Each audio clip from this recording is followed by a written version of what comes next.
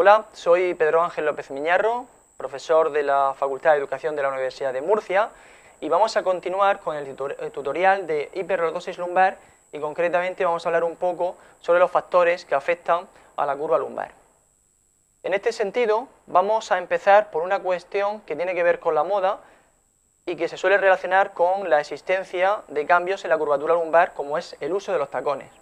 Entonces, si hacemos una búsqueda en Internet de información relacionada con esa relación entre el uso de tacón y la curvatura lumbar, encontramos que con frecuencia se habla de que el uso frecuente de este tipo de zapato aumenta la curvatura lumbar. Sin embargo, cuando hacemos una búsqueda bibliográfica, nos encontramos que la literatura científica no mantiene esa relación y que, por el contrario, la mayoría de estudios que comparan la postura del raquis lumbar usando distintos tipos de tacones con algún tipo de zapato que no tiene tacón, o bien haciendo una comparación con una situación en la que la persona está descalza, se encuentra o bien que no hay diferencias o incluso que se reduce la curvatura lumbar.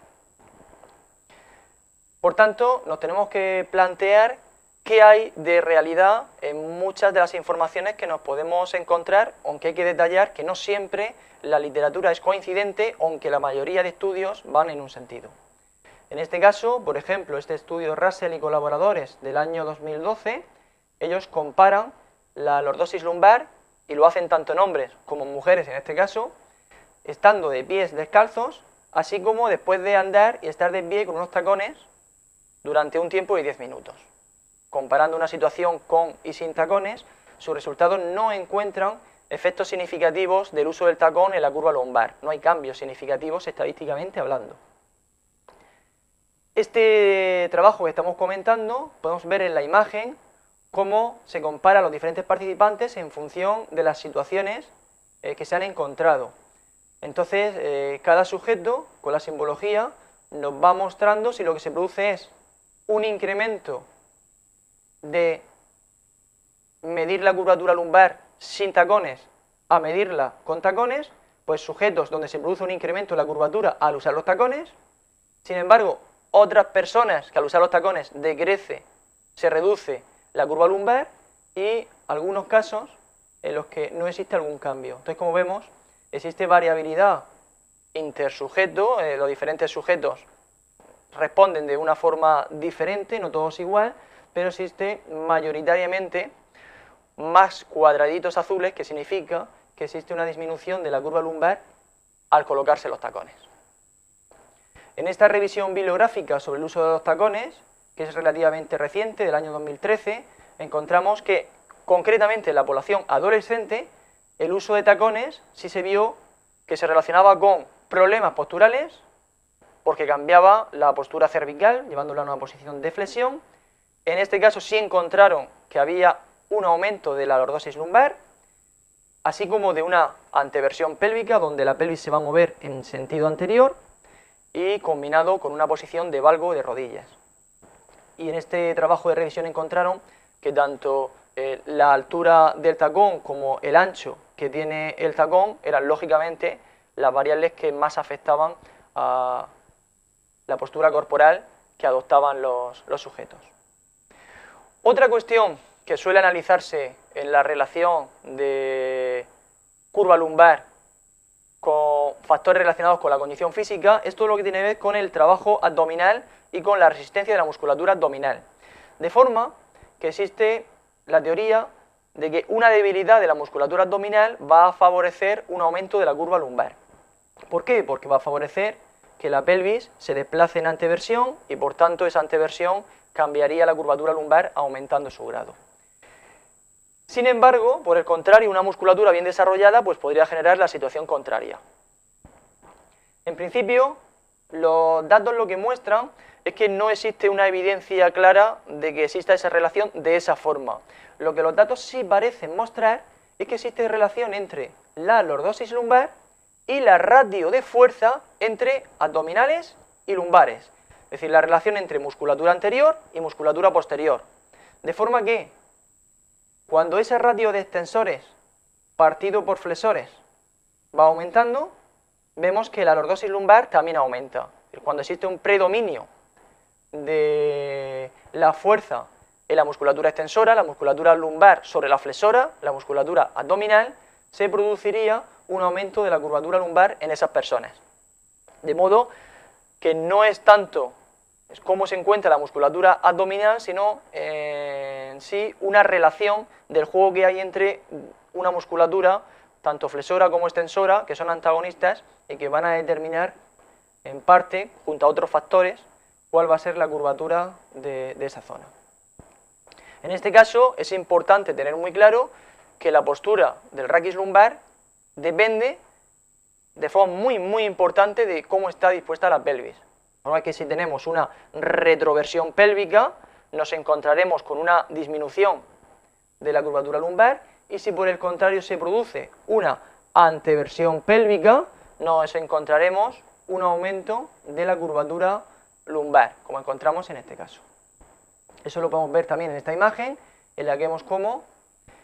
ese movimiento de anteversión, de movimiento en sentido anterior de la pelvis, aumenta la curva, mientras que por el contrario, un movimiento de retroversión pélvica reduce la curva lumbar. Por tanto, la pelvis va a ser una variable importante en el grado de lordosis que tenga una persona. Todo ello se puede ver de forma más científica con este trabajo en el que vemos los valores angulares que tiene la inclinación pélvica y la curva lumbar en función de lo que estamos haciendo. Si hacemos una anteversión pélvica máxima, alcanzamos estos valores, y sin embargo, si hacemos con la pelvis una retroversión máxima, vemos que esos valores, tanto de inclinación pélvica como de lordosis lumbar, se reducen de forma muy significativa. Pero además, esa posición de la pelvis que induce cambios en la curva lumbar va a afectar a la capacidad de generar fuerza de la musculatura, en este caso la musculatura del tronco. Y aquí vemos cómo se mide el momento de fuerza generado por la musculatura del tronco en diferentes posiciones, posiciones que van a conllevar movimientos de torsión en un sentido u otro, que es lo que indica la escala que tenemos aquí, en tres posiciones: neutral, rectificación o hipoliordosis y un aumento de la curva o hiperlordosis. Si observamos las líneas, la evolución que llevan, veremos que la que corresponde a hiperlordosis lumbar la tenemos aquí, y por tanto que se produce una disminución de la capacidad de producir fuerza de los músculos del tronco cuando la curvatura lumbar está aumentada. Lo podemos ver en esta otra imagen con otro formato. Vemos cómo la producción de fuerza de la musculatura del tronco en una posición de hiperlordosis lumbar es más reducida y por tanto hay menos capacidad de generar estabilidad. Ello llevado a una serie de actividades que solemos realizar, también nos lleva a ver cómo existe una interacción entre determinados movimientos de miembros inferiores con lo que está haciendo la pelvis y el raquis lumbar. Y cómo eso va a ocurrir en función de los niveles de resistencia que exista tanto en la musculatura flexora de las caderas, que es la que sube las piernas, como en la musculatura que se encarga de fijar la pelvis. En este caso, por ejemplo, la musculatura abdominal. Y vemos que una persona que levanta la pierna y que la pelvis está bien estabilizada,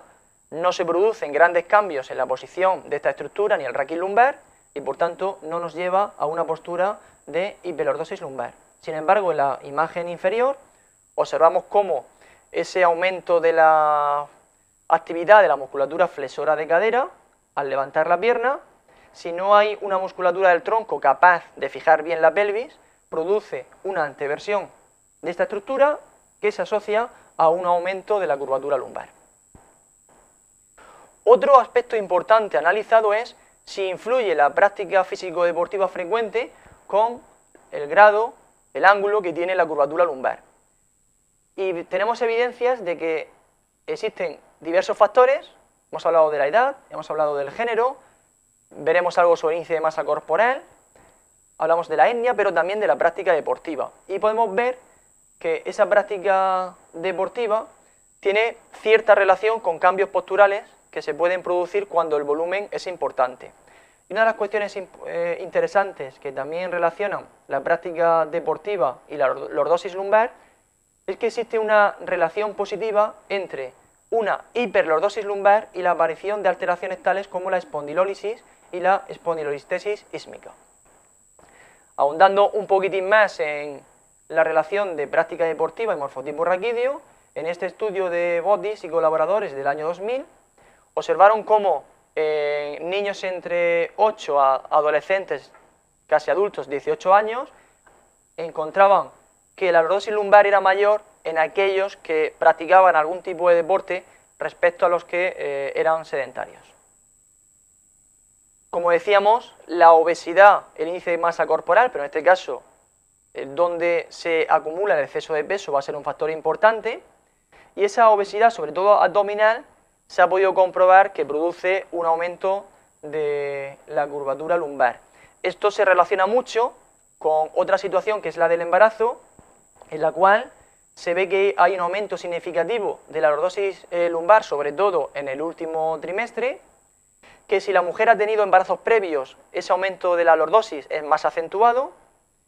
y que eso viene provocado porque hay una compensación postural para ajustar el centro de gravedad en la base de sustentación y aumentar el equilibrio tanto en posición estática como en posición dinámica, pero también porque se produce una descompensación muscular por la relación que existe entre la musculatura lumbar y abdominal que comentábamos anteriormente. La lumbar va a prevalecer sobre la abdominal, que está siendo sometida a un estímulo de estiramiento por el aumento del volumen abdominal, y también por cambios hormonales propios del embarazo que producen cierta lasitud articular en ligamentos raquídeos. Bien, pues para ahondar más sobre estas temáticas, sobre la hiperlordosis lumbar, les invito a consultar la página web de Fernando Santonja Medina o bien el portal OCW de Educación Física y Salud. Muchas gracias. Hola, soy Pedro Ángel López Miñarro, profesor de la Facultad de Educación de la Universidad de Murcia, y vamos a continuar con el tutorial de hiperlordosis lumbar, y concretamente vamos a hablar un poco sobre los factores que afectan la postura del raquis lumbar, usando distintos tipos de tacones, con algún tipo de zapato que no tiene tacón, o bien haciendo una comparación con una situación en la que la persona está descalza, se encuentra, o bien el zapato aumenta la curvatura lumbar. Sin embargo, cuando hacemos una búsqueda bibliográfica, nos encontramos que la literatura científica no mantiene esa relación y que, por el contrario, la mayoría de estudios que comparan a la curva lumbar. En este sentido, vamos a empezar por una cuestión que tiene que ver con la moda y que se suele relacionar con la existencia de cambios en la curvatura lumbar, como es el uso de los tacones. Entonces, si hacemos una búsqueda en Internet de información relacionada con esa relación entre el uso de tacón y la curvatura lumbar, encontramos que con frecuencia se habla de que el uso frecuente de este tipo de